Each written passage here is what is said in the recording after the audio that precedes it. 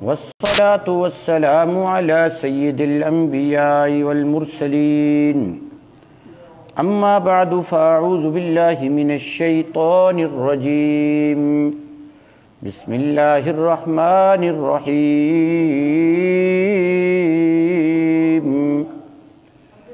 إن الله وملائكته يصلون على النبي يا أيها الذين آمنوا صلوا عليه وسلموا تسليما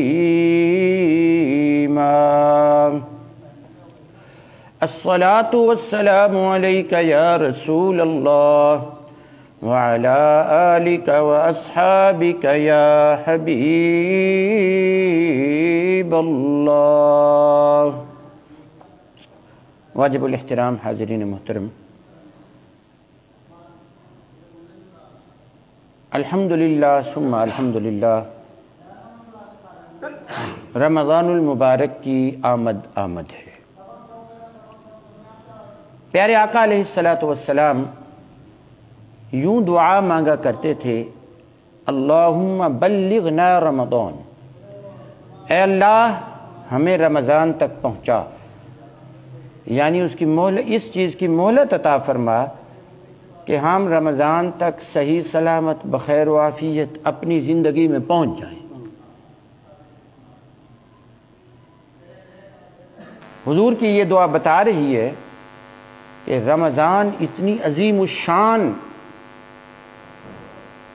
حیثیت رکھتا ہے کہ اس تک پہنچنے کی دعا امام الانبیاء رحمت للعالمین فرما رہی ہیں۔ رمضان کی آمد پر اس کا انتظار کرنا، اور جب رمضان مل جائے تو خوشیاں منانا کہ ہمیں موقع مل گیا، ہمیں رمضان نصیب ہو گیا، لوگوں میں بڑا خوش نصیب ہوں، میں سعادت مند ہوں، میں نیک بخت ہوں، مجھے اپنی زندگی میں جیتے جی رمضان نصیب ہو گیا ہے۔ بس اب چند دنوں کی بات ہے اور پھر رمضان ہوگا۔ اللہ نے قرآن حکیم میں فرمایا، یا ایھا الذین آمنوا کتب علیکم الصیام، ایمان والو تم پر روزہ رکھنا فرض کیا گیا ہے، کما کتب علی الذین من قبلکم، جیسے تم سے پہلی امتوں پہ فرض کیا گیا تھا، لعلکم تتقون، تاکہ تمہارے اندر تقوی جیسی عظیم صفت پیدا ہو جائے۔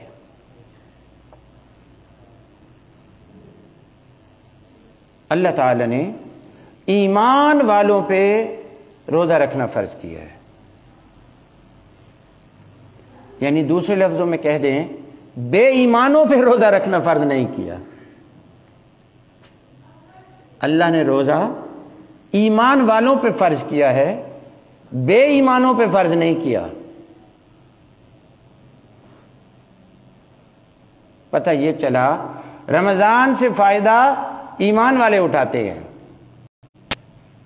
روزہ ایمان والے رکھتے ہیں، بے ایمان چاہے وہ خارج از اسلام ہے اور بے شک اسلام میں داخل ہیں مگر پھر بھی بے ایمان ہیں، وہ روزے سے فائدہ نہیں اٹھاتے، اور جو فائدہ اٹھاتے ہیں اللہ نے فرض کر دیا۔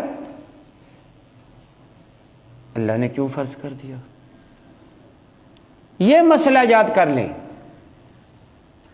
ایک مرتبہ نہیں، 100 مرتبہ نہیں، 1000 مرتبہ نہیں، لاکھ مرتبہ نہیں، کروڑ مرتبہ نہیں، ارب مرتبہ نہیں، خرب مرتبہ نہیں، لا تعداد مرتبہ دل اور دماغ کے اندر یہ بات نقش کر لے، کیا اللہ جو بھی حکم دیتا ہے اس میں اللہ تعالیٰ کا ذرے کا بھی فائدہ نہیں ہے، اس میں جتنا بھی فائدہ ہے سارا ہمارا ہے۔ اللہ نے کیوں فرض کیا؟ اس لیے کہ اللہ ہمارا بھلا چاہتا ہے، اور جتنا ہمارا بھلا خدا چاہتا ہے اور جتنا ہمارا بھلا خدا جانتا ہے، اتنا نہ ہم چاہ سکتے ہیں نہ جان سکتے ہیں۔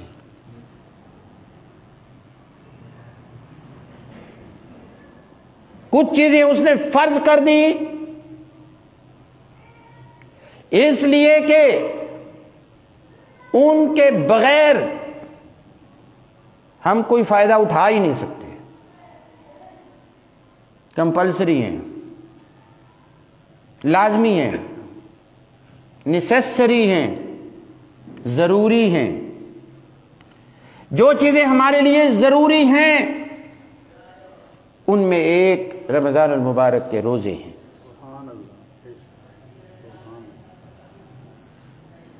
نفع ہمارا یعنی ہوتا ہے نا کہ چلو جی 95% نفع تو مخلوق کا ہے، 5% خدا کا بھی تو ہے۔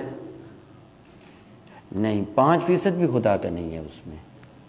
یار چلو 99% فائدہ مخلوق کا ہے، اللہ کا بھی اس میں 1% فائدہ تو ہے نا۔ فرمایا نہیں، 1% بھی ہمارا فائدہ نہیں ہے، کل فائدہ تمہارا ہے۔ اللہ کو تو ضرورت ہی نہیں ہے، حدیث پاک میں آتا ہے۔ ارشاد فرمایا کہ اگر اللہ تعالی کی مخلوق کے میں سارے بندے دنیا کا جو سب سے بڑا نیک انسان ہے ویسے بن جائیں، ویسے بن جائیں، جو سب سے بڑا نیک انسان ہے سارے ویسے بن جائیں، فرمایا اللہ تعالیٰ کا اتنا بھی فائدہ نہیں ہے جتنا آپ سمندر میں سوئی ڈبوئیں اور اس کو پانی لگ جاتا ہے۔ اور اگر دنیا کے سارے بندے مل کر اس شخص جیسے بن جائیں جو دنیا کا بدترین انسان اور گنہگار انسان ہے، سارے بدترین گنہگار بن جائیں، فرمایا اللہ کا اتنا بھی نقصان نہیں ہے جتنا سوئی سمندر میں ڈبوئیں تو اس کو پانی لگ جاتا ہے۔ نہ خدا کا اس میں کوئی نفع، نہ ہمارے عمل کرنے میں خدا کا کوئی نفع، نہ ہی عمل نہ کرنے میں خدا کا کوئی نقصان۔ نفع بھی سارا ہمارا اور نقصان بھی سارا ہمارا۔ بس پتہ یہ چلا کہ اب اللہ کے حکم ماننے میں ہی عافیت ہے، تعمیل کرنے میں ہی فائدہ ہے۔ اللہ نے اس میں اپنے لیے کچھ بھی نہیں رکھنا۔ تو یہ مسئلہ آپ کو اچھی طرح یاد ہو جانا چاہیے۔ جب یہ ذہن میں آ جائے گا نا تو پھر روزے کا ذہن بن جائے گا، بھئی میرا اپنا فائدہ ہے، میرا اپنا فائدہ ہے۔ بعض لوگ شیطان کی طرح ہوتے ہیں، انہیں نقصان عزیز ہوتا ہے، ان کا علاج کوئی نہیں ہے۔ ہوتے ہیں جیسے شیطان ہے، تب سے لے کر اب تک شیطان ہے، نقصان میں ہے مگر اسے پرواہ نہیں ہے۔ لیکن جو سمجھدار لوگ ہیں کم از کم وہ تو اس بات کو فالو کریں گے۔ شیطان کا تو نقصان بھی ہو تو وہ کہتا ہے کیا ہے پھر، یا ایھا الذین آمنوا کتب علیکم الصیام، ایمان والو تمہارے اوپر روزہ فرض کر دیا گیا، لکھ دیا۔ کتبہ مانے لکھ دیا۔ لکھ دینے کا کیا مطلب ہوتا ہے؟ ڈن، پکا ہو گیا، کوئی اور راستہ نہیں ہے۔ جی چلیں رکھیں گے، اب حکم ہے نا تو پھر رکھنا تو پڑے گا نا، تو چلیں پھر ہم ایسا کریں گے ایک روزہ چھوڑ کے دوسرا رکھ لیا کریں گے، ہم ایسا کریں گے جمعے کے جمعے رکھ لیں گے، ہم ایسا کریں گے کہ ہم 27 کا روزہ رکھیں گے، اور باقی مولانا آپ رکھ لیجئے، ہم تو رکھیں گے، الحمدللہ ہم رکھتے ہیں۔ آج تک جتنے بھی بلوغت کے بعد رمضان آئے ہیں کسی ایک رمضان کا ایک روزہ بھی ترک نہیں کیا، ہم تو رکھیں گے۔ آپ کب رکھیں گے؟ نہ رکھنے والوں سے کہہ رہا ہوں، آپ جمعے کے جمعے رکھیں گے۔ اللہ نے سارے روزے فرض کیے ہیں، آپ جمعے کے رکھیں گے۔ اللہ نے سارے روزے فرض کیے ہیں، آپ ایک روزہ چھوڑ کے رکھیں گے۔ اللہ نے سارے روزے فرض کیے ہیں، آپ نواب صاحب 27 کا روزہ رکھیں گے۔ اللہ کے سامنے مخلوق کا سٹیٹس کیا ہے؟ سر جھکا کے کہے آمنا و صدقنا، مولا ہم ایمان لائے، ہم نے تیری بات کی تصدیق کی، وَأَطَعْنَا، ہم تیری بات مانتے ہیں۔ آج فیصلہ کر کے اٹھیں، اللہ کی بات ماننی ہے انشاءاللہ۔ فیصلہ کر کے اٹھیں، ایسے نہیں جانے دوں گا، منوا کے بھیجوں گا۔ اتنا تو حق رکھتا ہوں آپ کے ساتھ، اتنی حجت تو رکھتا ہوں نا۔ فیصلہ کر کے اٹھنا ہے، خود بھی روزے رکھنے ہیں اور عزیزوں کے بھی سارے رکھوانے ہیں، چھوڑنا ایک بھی نہیں ہے۔ یہ فیصلہ کر لیے رمضان آ رہا ہے، روزہ چھوڑنا ایک بھی نہیں، سارے رکھنے ہیں انشاءاللہ تعالی۔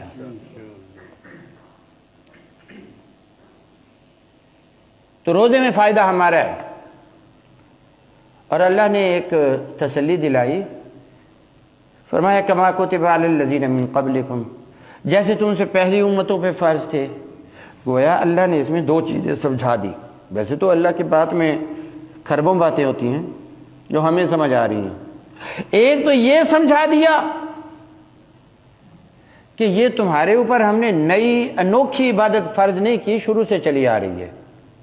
پچھلی امتیں بھی روزے رکھتے تھے، وہ رکھتی تھیں، اور پچھلے انبیاء بھی روزے رکھتے تھے،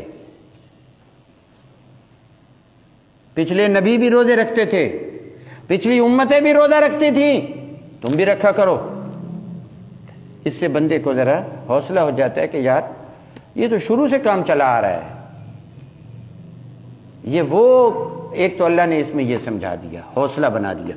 دوسرا اللہ نے یہ بتا دیا کہ یہ اتنی نفع بخش عبادت ہے جسے ہم نے ہر امت کے اوپر فرض کر دیا ہے، اس سے نفع اٹھاؤ۔ یعنی اتنا نفع ہے کہ صرف یہ تمہارے لیے نہیں، شروع سے ساری امتوں کے لیے اور سارے انسانوں کے لیے ہم نے روزے کو فرض کر رکھا ہے۔ نہیں ان صاحب ایک بات بتائیے، ٹھیک ہے ہم آپ کی بات مان لیتے ہیں، اللہ نے فرمایا، یہ بتائیں اب اللہ کو ہمیں بھوکا پیاسا رکھ کے کیا نفع ہوگا؟ ایسے ہی بندوں کو بھوکا پیاسا رکھتا ہے، سارے دن کھانا نہیں ہے، پینا نہیں ہے، کچھ بھی نہیں کھانا، دوا بھی نہیں کھانی، روزے کی حالت میں دوا بھی نہیں کھا سکتے، تو یہ تو کوئی بات نہ ہوگی۔ بھئی پہلے میں نے آپ کو بتا دیا کہ اللہ کے سامنے چوں چرا نہیں ہوتی ہے، اس کا حکم ماننا ہوتا ہے۔ یہ مشین اس کی، یہ مشین ہے نا یہ، اور اس سے بڑی قیمتی مشین اللہ کہتا ہے میں نے بنائی نہیں ہے۔ یہ انسان اس سے زیادہ قیمتی مشین اللہ فرماتا ہے میں نے دنیا میں اور نہیں بنائی، سب کچھ بنایا پر تم جیسا نہیں بنایا۔ فرشتے تک بنائے، جنات بنائے، کھربوں مخلوقات بنائیں، لاکھوں کروڑوں اربوں بنائیں، کتنی مچھلیاں بنائیں، کتنی چونٹیاں بنائیں، کتنے ہاتھی بنائے، کتنے شیر بنائے، کتنے پرندے بنائے، کتنے حشرات الارض بنائے، میں تم جیسا نہیں بنایا۔ لقد خلقنا الانسان فی احسن تقویم ولقد کرمنا بنی آدم، میں تم جیسا نہیں بنایا۔ اسی لیے حکم بھی پھر ہمیں دیے، بھینسوں سے نہیں کہا روزے رکھو، اونٹوں سے نہیں فرمایا سحری افطاری کیا کرو، بندوں سے کہا۔ یعنی آپ کو خوش ہو جانا چاہیے کہ رب کی نگاہ آپ کی طرف ہے، اس کا مطالبہ آپ سے ہے، کیونکہ اس نے بنایا بڑا باکمال ہے آپ کو۔ تو اب اس مشین کو کیسے آپریٹ کرنا ہے؟ بھئی تم خدا نہ بنو، تمہیں نہیں پتا کہ کیسے چلانا ہے اپنے آپ کو، خدا بتائے گا یوں چلاؤ، بنانے والا بتائے گا۔ جس نے بنایا ہے اسی کو پتا ہے چلانا کیسے ہے، جس نے اپنے آپ کو بنایا ہی نہیں اسے کیا پتا میں نے اپنے آپ کو چلانا کیسے ہے؟ میں نے کہا تمہیں تو اتنا بھی نہیں پتا، تمہیں اس وقت تم ماں کے پیٹ میں تھے، تمہیں نہیں پتا تھا کہ ماں کے پیٹ میں آ گئے ہو، تم ماں کے پیٹ سے دنیا میں آئے تمہیں نہیں خبر تھی کہ دنیا میں آ چکے ہو؟ وہ تو پتہ نہیں کوئی 6-7 سال بعد 5 سال بعد تمہیں تھوڑا تھوڑا شعور آیا، اور تمہیں نہیں معلوم کہ دنیا سے کب جاؤ گے۔ بے بس انسان، نہ تو اپنے آپ کو بنانے والا تو کیا، تجھے تو اپنا پتہ ہی نہیں کہ تو کب پیدا ہوا اور کب مرے گا۔ پتہ تھا کہ ہم پیدا ہو رہے ہیں یا ہم ہو چکے ہیں؟ نہیں۔ جب معلوم نہیں ہے، نہ آنے میں اپنی مرضی نہ جانے میں اپنی مرضی، تو درمیان میں اپنی مرضی کیسے آ گئی؟ آنا بھی اپنی مرضی سے نہیں، جانا بھی اپنی مرضی سے نہیں، تو یہ جو درمیان والا حصہ ہے اس میں ہماری مرضی کیسے آ گئی؟ نہیں، پھر ایک بات بتائیے نا، چلے مرضی بھی اللہ تعالیٰ کی چلے گی، ہم مانتے ہیں ہم روزہ رکھیں گے، لیکن اس سے فائدہ کیا ہوتا ہے؟ بھوکا رہنے سے، پیاسا رہنے سے فائدہ کیا ہوتا ہے؟ اب آپ کو بتا دوں نا، اللہ پہلے تو یہ ذہن میں رکھ لیں، اللہ جو حکم دیتا ہے اس میں فائدہ ہی فائدہ ہوتا ہے۔ ہوتا کیا ہے؟ کچھ فائدے ہمیں معلوم ہوتے ہیں اور لا تعداد ہمیں معلوم نہیں ہوتے ہیں۔ معلوم فائدے بھی ہزاروں ہیں، روزے کے جو معلوم فائدے ہیں وہ بھی ہزاروں ہیں، اور جو معلوم نہیں ہیں وہ تو پتہ نہیں، اللہ ہی جانتا ہے۔ روزہ اللہ نے فرض کر دیا اور آگے 2 لفظوں میں وضاحت فرما دی، اور خدائے پاک کی اتنی بات کافی ہوتی ہے، اللہ کو نہیں ضرورت کہ وہ لمبی لمبی تقریریں فرمائے۔ اس نے قرآن نازل فرمایا، اور پھر اس نے انسان بھی اسی نے بنائے، قرآن بھی اسی نے نازل کیا، دل دماغ بھی اس نے بنائے، اللہ نے دل دماغ قرآن میں لگا دیا، فرمایا نازل میں نے کر دیا، سمجھو بتاؤ لوگوں کو، سمجھو بتاؤ۔ آپ کو بات سمجھ میں آ رہی ہے نا میں کیا کہہ رہا ہوں؟ اللہ کو نہیں ضرورت کہ وہ لمبے لمبے خطاب فرمائے، یہ اس کی بڑی مہربانی ہے، پورے 30 سپارے دے دیے اس نے، وہ تو ایک ہی صورت دے دیتا تو بہت تھی، اس نے 30 پارے ہمارے اوپر کرم فرماتے ہوئے دیے۔ اور ایک وجہ یہ بھی تھی کہ اللہ اپنے حبیب سے باتیں کرنا چاہتا تھا، اس لیے 23 سال جبریل آتے رہے، اللہ کا کلام پہنچاتے رہے، اکٹھی بھی دے سکتا تھا۔ تو معلوم فائدے ہزاروں ہیں، ان میں سے ایک فائدہ جسم تندرست، روح تندرست۔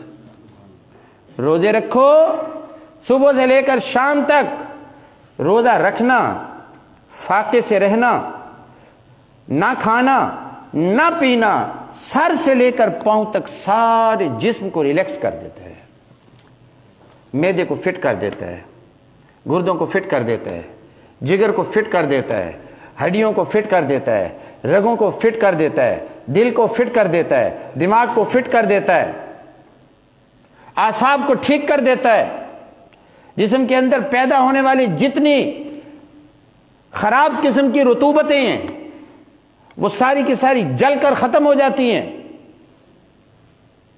اور بندہ اگلے پورے سال کے لیے انسانی جسم کی یہ مشینری کام کرنے کے لیے پھر سے تیار ہو جاتی ہے، وزن کم ہوتا ہے۔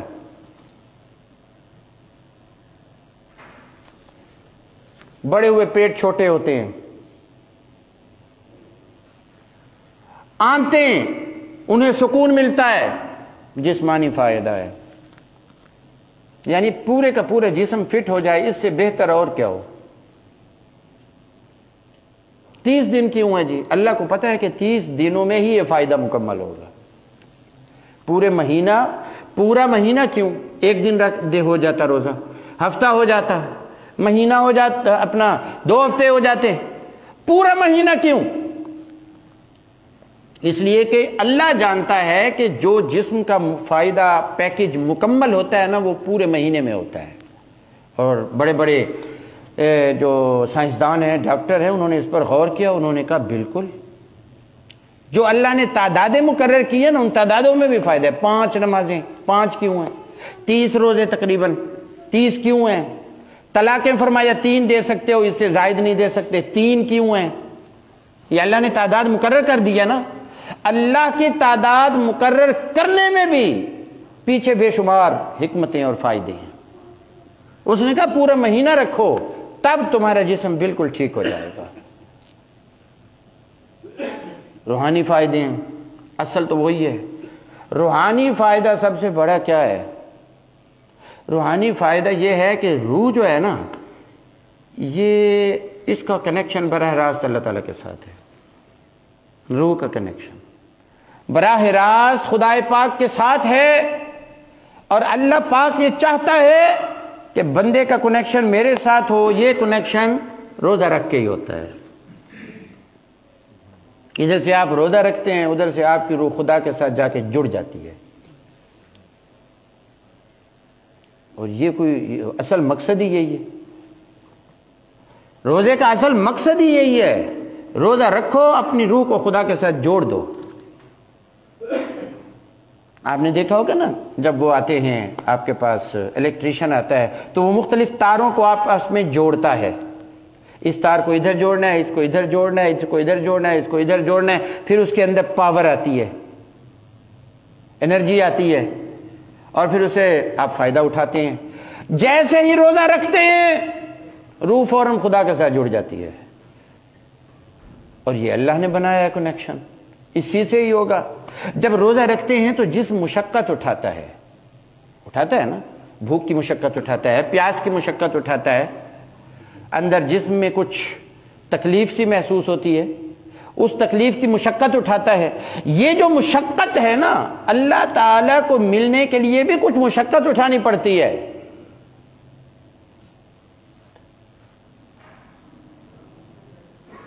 اس لیے وہ کہتا ہے جسم کو فنا کرو۔ روزے سے جسم میں فنائیت آتی ہے، فنا کرو اپنے آپ کو۔ روزہ بندے کو خدا میں فنا کرنے کا راستہ ہے۔ جسم کو پیچھے کرو، روح کو آگے کرو۔ تو یہ کنیکشن ہے، اور اللہ نے فرمایا یہ فرض ہے، کیونکہ خدا کے ساتھ رابطہ فرض ہے، خدا کے ساتھ تعلق فرض ہے۔ آپ کہیں جی خدا کا ہمارے ساتھ تعلق نہیں ہے، میں نے کہا اللہ کا ہے، تم بھی تو بناؤ نا۔ اللہ کا رابطہ تو ہر شے کے ساتھ ہے، اب آپ کا رابطہ، آپ نے کیا کیا رابطے کے لیے، تو وہی سارا کچھ کرتا رہے۔ فرمایا روزے رکھو تاکہ ہمارا قرب حاصل ہو۔ تتقون لعلکم تتقون، دو لفظ فرما دیے، میں تاکہ تم متقی اور پرہیزگار بن جاؤ۔ یہ تقوی پورے اسلام کی روح ہے۔ ہر عبادت کا مقصد، ہر حکم کا مقصد تقوی ہے، اور تقوی کا مطلب ہے اپنے آپ کو غلط چیزوں سے روکنا، صحیح راہ پہ لگانا۔ اور روزہ ہمیں آ کر یہ پاور دیتا ہے، اور ہمیں اللہ کا مقرب بنا دیتا ہے، اللہ کے قریب کر دیتا ہے۔ اور روزے کو چھوڑ دینا بندے کو شیطان کے قریب کر دیتا ہے۔ روزہ ترک کر دینا بندے کو شیطان کے قریب کر دیتا ہے۔ ابھی سے شیطان نے ذہن بنانا شروع کر دیا ہوگا، اس لیے مسلمان بھی ذہن بنانا شروع کر دیتا ہے۔ ہم ذہن بناتے ہیں روزہ رکھنا ہے، شیطان ابھی سے پریشان کرنا شروع کر دیتا ہے، رمضان آ رہا ہے، بچ کے رہیو، رکھنا نہیں ہے روزہ، ہے مر جائے گا۔ کان میں آ کے نا الٹی سیدھی باتیں ڈالتا ہے، دماغ میں وسوسے ڈالتا ہے، اسے پتا ہے کہ بھی رمضان میں میں پکڑا جاؤں گا، تو لوگ پہلے اپنا کام کر لو۔ ابھی سے آ کے کہنا شروع کر دے گا روزے کی کیا ضرورت ہے، یہ تو فضول کام ہے، تو بے مقصد کام ہے، اس سے تو تیرا نقصان ہوگا، اللہ کو کیا ضرورت ہے ہمیں روزے رکھوائے، بھوکا رہے، اللہ ہمیں بھوکا رکھتا ہے، یہ کیسا خدا ہے جو بندے کو بھوکا رکھتا ہے، یہ کیسا خدا ہے جو بندے کو پیاسا رکھتا ہے۔ ایسی باتیں کر کے آپ کو گمراہ کرے گا۔ اللہ کے پاس روٹی کم ہو گئی ہے کہ وہ ہمیں کہتا ہے روٹی نہ کھاؤ۔ یہ اس شیطان کی باتیں ہوتی ہیں۔ اس کا مقصد کیا ہوتا ہے کہ بندہ روزہ رکھ کر اپنا کنیکشن خدا کے ساتھ نہ کر لے، اپنا رابطہ خدا کے ساتھ نہ جوڑ لے، مقصد یہ ہوتا ہے۔ وسوسے ڈالتا ہے نت نئے، اور بندے کو خدا سے دور کرنے کے لیے ذہنی طور پر تیار کرتا ہے۔ تو آپ بھی تو اللہ تعالیٰ کی کمپنی کے بندے بن جائیں نا۔ شیطان اور شیطان کی کمپنی کے ایجنٹ اپنا کام کر رہے ہیں، آپ اللہ کی کمپنی کے بندے ہیں۔ حزب اللہ ایک ہے، حزب الشیطان ایک ہے حزب اللہ، ایک شیطان کا گروہ ہے، اور ایک رب رحمان کا گروہ ہے۔ آج ہے نا میدان میں لوگوں کا ذہن بنانا شروع کریں، جیسے میں عرض کر رہا ہوں، آپ کو عرض کر رہا ہوں روزہ رکھنا ہے، آپ بھی اپنے بچوں کو کہیں، دوستوں سے کہیں، رشتہ داروں سے کہیں، یار روزہ رکھا کرو۔ روزہ چھوڑنا بہت بڑا گناہ ہے، پاپ ہے، ترک کر دیا روزہ۔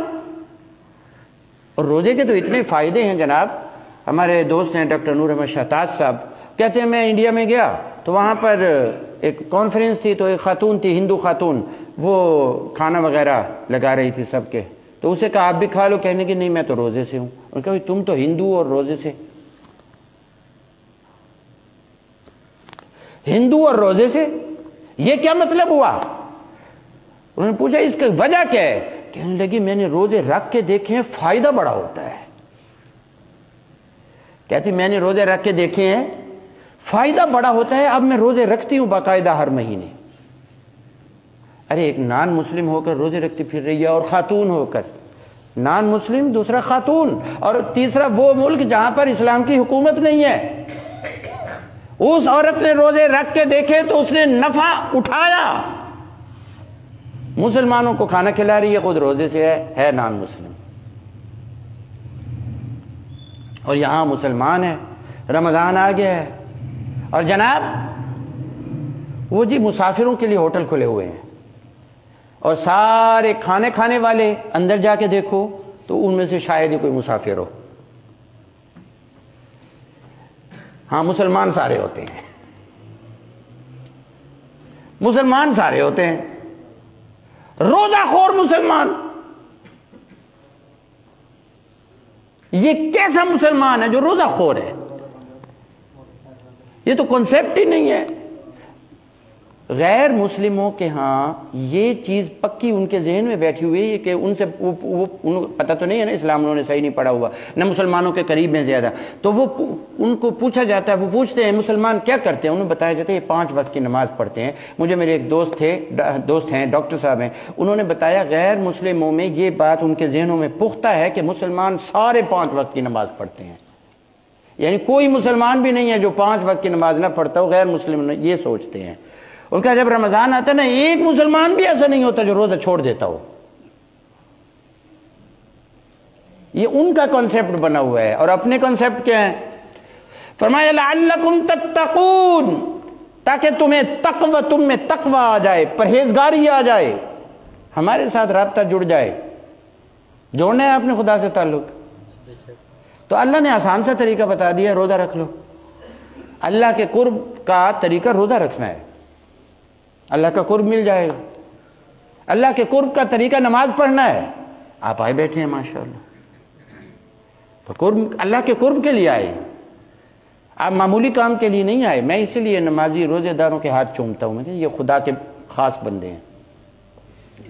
اور پھر اللہ نے نا 2 اہم چیزیں ہیں، ایک کا نام مکہ ہے، دوسرے کا نام مدینہ ہے۔ مکہ کیا ہے؟ مکہ عبادت کا مرکز ہے، مکہ خدا کی عبادت کا مرکز ہے، اور مدینہ خدا کی محبت کا مرکز ہے۔ مکہ خدا کی عبادت کا مرکز ہے، وہاں عبادت ہے، ساری عبادت ہی عبادت ہے، اور مشقت ہے بڑی۔ اور مدینہ وہاں محبت ہی محبت ہے، کوئی طواف نہیں ہے مدینے میں، کوئی صفا مروہ بھی صحیح نہیں ہے، کوئی مدینہ پاک کے اندر جو ہے عرفات نہیں ہے، مینا نہیں ہے، مزدلفہ نہیں ہے، پھر کیا ہے؟ میں نے کہا محبوب خدا ہے۔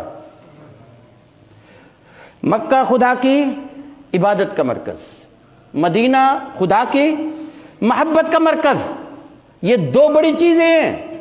اب سارے تو مکے جا نہیں سکتے، سارے مدینے جا نہیں سکتے، تو پھر کیا؟ اللہ نے مکے کی جھلک بھی ساری دنیا کے لیے رکھ دی، مدینے کی جھلک بھی ساری دنیا کے لیے رکھ دی۔ فرمایا اگر مدینے کی جھلک دیکھنی ہے، محبت کی جھلک دیکھنی ہے، تو ربیع الاول کو دیکھ لو۔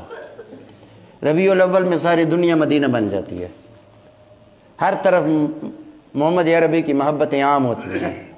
تو ربیع الاول کیا ہے؟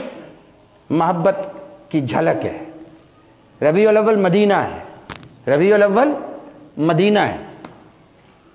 اور رمضان کیا ہے؟ رمضان خدا کا مکہ ہے، یہ اللہ کا مکہ ہے، مکہ عبادت کا مرکز ہے نا۔ اور جناب والا یہ جو رمضان المبارک ہے اس میں ساری عبادتیں جمع ہیں۔ دیکھیں جی کلمہ یہ سب سے پہلی عبادت ہے، تو رمضان المبارک کلمے والوں کے لیے 5 بڑے فرض ہیں نا، پانچوں کے پانچوں رمضان میں ملتے ہیں۔ کلمہ شریف اہل ایمان ان کے لیے ہے رمضان۔ دوسری چیز نماز، جتنی نماز رمضان میں لوگ پڑھتے ہیں، مسجدیں فل ہوتی ہیں، اتنی کسی اور مہینے میں پڑھی جاتی ہیں۔ تراویح، تہجد، نمازیں ہی نمازیں، مسجدیں بھرپور، تو نماز بھی پائی جاتی ہے۔ تیسرا روزہ، روزہ تو ہے ہی ہے، وہ تو روزانہ رکھنا ہے۔ زکوٰۃ بھی اسی میں ہے، یکم رمضان کو زکوٰۃ دیتے ہیں، یکم رمضان اور اس کے بعد ضروری نہیں ہے فکس یکم کو ہی دی جائے، یکم سے پہلے بھی دی جا سکتی ہے، یکم کے بعد بھی دی جا سکتی ہے۔ ہاں البتہ یہ ہے کہ رمضان میں دینا بہتر ہے۔ پیکج دیا ہے اللہ تعالیٰ نے، یہ اللہ کا پیکج ہے۔ آ کر جمع کرواؤ، آپ مثال کے بینک میں گئے اور آپ نے وہاں جا کے 1000 روپے جمع کر لیا اور کرایا، اور انہوں نے رجسٹر اٹھایا، اس پہ لکھ دیا 70,000، یہ بندہ 70,000 جمع کرا کے جا رہے ہیں۔ رمضان پیکج، اللہ نے بڑا رمضان پیکج کا مہینہ ہے، ہر عبادت اس کا ثواب 70 گنا۔ جمع کراؤ 1000، لکھواؤ 70,000، لکھواؤ 70,000، فرشتے 70,000 لکھتے ہیں۔ ایک روزہ رکھو تو 70 روزوں کا ثواب، تو مزہ ہے نا۔ پیکج والا مہینہ ہے، بہت زیادہ لکھوایا جاتا ہے، اللہ تعالیٰ بہت لکھتا ہے، روزانہ لکھتا ہے۔ رمضان کا ہر دن عظیم ہے، ہر رات عظیم ہے، ہر لمحہ عظیم ہے۔ زکوٰۃ بھی اسی میں ہو گئی، اور فطرانہ بھی اسی میں ہو گیا، اور حج ہے نا، جتنا عمرہ، کہتے ہیں کہ رمضان کا عمرہ حج برابر ہے۔ جتنا مکہ مدینے میں رش رمضان کے مہینے میں ہوتا ہے، لوگ کہتے ہیں اعتکاف وہاں جا کے بیٹھیں گے، مکے میں مدینے میں۔ لوگ کہتے ہیں کہ عمرہ کریں گے، وہاں جا کے عبادتیں کریں گے، روزے رکھیں گے، حضور کے ساتھ بیٹھ کے روزے رکھیں گے، سرکار کے ساتھ بیٹھ کے روزہ رکھنا، گنبد خضرا شریف، مکے میں روزے رکھیں گے، اللہ کے گھر کے ساتھ بیٹھ کے روزے رکھیں گے۔ پھر آپ دیکھ لیں تہجد اسی میں ہے، اشراق بڑھ جاتی ہے، چاشت کا سحریاں، افطاریاں، تلاوت قرآن۔ کون سی عبادت ہے جو رمضان میں نہیں ہے؟ فطرانے، لیلۃ القدر، ریکارڈ توڑ دیے خدا نے، سمندر ٹھاٹھے مار رہے ہیں رب کی رحمت کے، اور غافل اب بھی کچھ حاصل نہیں کر رہا، بڑا نالائق آدمی ہے۔ فضائل رمضان، حضور کی کثیر حدیثیں ہیں، حضور نے رمضان کی فضیلتیں بیان کی، لوگوں رحمت کے دروازے کھل جاتے ہیں، برکت کے دروازے کھل جاتے ہیں، آسمان کے دروازے کھل جاتے ہیں۔ جب رمضان آتا ہے شیطان باندھ دیے جاتے ہیں، جب رمضان آتا ہے جنت سنواری جاتی ہے، رمضان سے پہلے ہی اللہ تعالیٰ تیاریاں شروع کروا دیتا ہے، اللہ تعالیٰ تیاریاں شروع کروا دیتا ہے کہ بھئی جنت سنوارو، میرے بندے روزے رکھیں گے، انہیں جنت میں اچھے اچھے مال دینے ہیں، جنت کی نعمتیں ان کے نام کرنی ہے، سنوارو جنت کو۔ اللہ تعالیٰ جنتیں سنوارنا شروع کر دیتا ہے، اور مسلمان سوچنا شروع کر دیتا ہے کہ مہنگائی کیسے کرنی ہے، لوگوں کو لوٹنا کیسے ہے۔ ادھر اللہ کی سوچ بھی دیکھو اور ادھر کے اللہ کے بندوں کی سوچ بھی دیکھو۔ بھائی رمضان آتا ہے، پیارے آقا علیہ السلام نے ارشاد فرمایا روزہ رکھو، تراویح پڑھو، تلاوت قرآن، 5 وقت کی نماز، فرمایا پچھلے سارے گناہ معاف کروا دو، پچھلے سارے گناہ معاف کروا دو۔ من صام رمضان ایمانا واحتسابا غفر له ما تقدم من ذنبه، من قام رمضان ایمانا واحتسابا غفر له ما تقدم من ذنبه۔ مزے ہی مزے، یعنی رمضان مزے لینے کا مہینہ ہے۔ رمضان آتا تھا صحابہ حضور باغ بہار ہو جاتے تھے، رمضان جاتا تھا اور حضور پاک کے حضور رمضان کے جانے پہ غمگین ہو جاتے تھے، ٹھیک ہے نا. آپ کے گھر میں طرح طرح کی، آپ نے اپنا گھر بنوایا، آپ نے اپنا گھر بنوایا، آخری بات عرض کر رہا ہوں، گھر بنا کر اس کو سنوارا، اس میں لائٹنگ کی آپ نے ہر طرح کی، ہر طرف لائٹیں کی، اوپر چھت کی طرف، دائیں طرف، بائیں طرف، ہر طرح کی، ان کے مختلف قسم کے بٹن لگے ہوئے ہیں لائٹوں کے. تو آج کوئی خاص دن آ گیا، خاص ایونٹ آ گیا، خاص فنکشن آ گیا، اب آپ نے سوچا آج تو سارا گھر روشن ہونا چاہیے، آج تو ساری لائٹیں جلا دینی چاہیے. آپ نے بچوں سے کہا، خود بھی گئے، وہ اس طرف کی لائٹیں بھی جلا دو، ادھر کی لائٹیں بھی جلا دو، وہ سامنے کی لائٹیں بھی جلا دو، ساری جلا دی. 2 جگہوں پہ جا کے دیکھا نہیں جل رہی تھی، یہ کیوں نہیں جلائیں؟ اس کا بٹن بھی ٹھیک کرو، اس کو بھی جلاؤ. جب سارا گھر روشن ہو گیا، آپ تو جناب باغ بہار ہو کے، آج میرا گھر چمک دمک رہا ہے، آج میرا گھر روشن ہے. اللہ تعالیٰ نے رمضان کے مہینے کو ایسا ہی لائٹوں والا مہینہ بنا دیا ہے. فرمایا کوئی ایسی لائٹیں نہیں ہونی چاہیے جنہیں تم نہ جلاؤ. تہجد کی لائٹیں بھی جلا دو، روزوں کی لائٹیں بھی جلا دو، انہیں بھی چمکاؤ، اس میں اشراق بھی ہو، چاشت بھی ہو، اوابین بھی ہو، نفلیں بھی ہوں، سحری بھی ہو، افطاری بھی ہو، زکوٰۃ بھی ہو، سحری بھی ہو، افطاری بھی ہو، فطرانہ بھی ہو. کوئی نیکی چھوٹنے نہ پائے. اعتکاف بھی بیٹھو، لیلۃ القدر میں جاگو بھی صحیح، 5 راتیں ہیں. کیا بات ہے، کیسا جگمگ جگمگ کرتا مہینہ دے دیا خدا نے، کیا جھل ملاتا ہوا اللہ نے مہینہ دے دیا، کیا روشن اور چمکدار مہینہ دے دیا، کیا سورج اور چاند جیسا مہینہ دے دیا کہ مزے کرو، عیش کرو، روحانی عیش. ساری عبادتیں بجا لاؤ، ساری عبادتیں بجا لاؤ، ساری کے ساری دیواریں روشن کر دو، ساری چھتیں روشن کر دو، سارے کمرے روشن کر دو. کوئی ایک بتی ایسی نہیں ہونی چاہیے، کوئی ایک لائٹ ایسی نہیں ہونی چاہیے جو بجھی پڑی ہو. تو کیا خیال ہے، پھر تیاری بنتی ہے کہ نہیں بنتی؟ بھرپور تیاری، ذرا بلند آواز سے انشاءاللہ بھرپور تیاری فرمائیں، بھرپور تیاری فرمائیں. اور اس مرتبہ